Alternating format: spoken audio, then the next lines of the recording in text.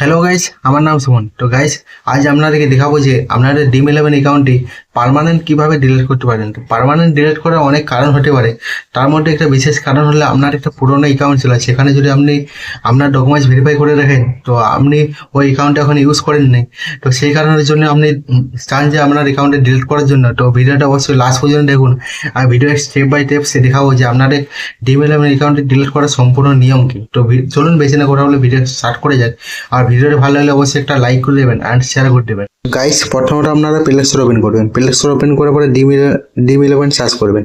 Dream11 search করার পরে আপনারা দেখবেন অ্যাপসটি আপডেট আছে কি না। আপডেট না থাকলে অবশ্যই আপডেট করে নেবেন।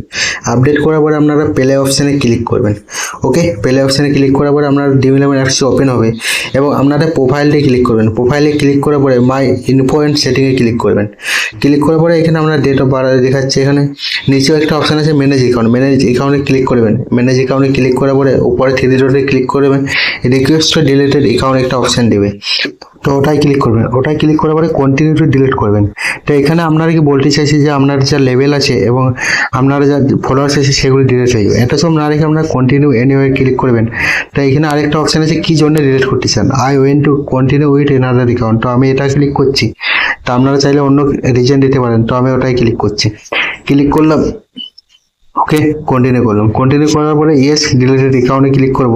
এখানে একটা জিনিস বলছি যে আপনার এই প্যান কার্ডে যা ভেরিফাই আছে নেক্সট 6 মাস পরে অন্য অ্যাকাউন্টে ভেরিফাই করতে পারবে। ওকে, গট ইট করলাম।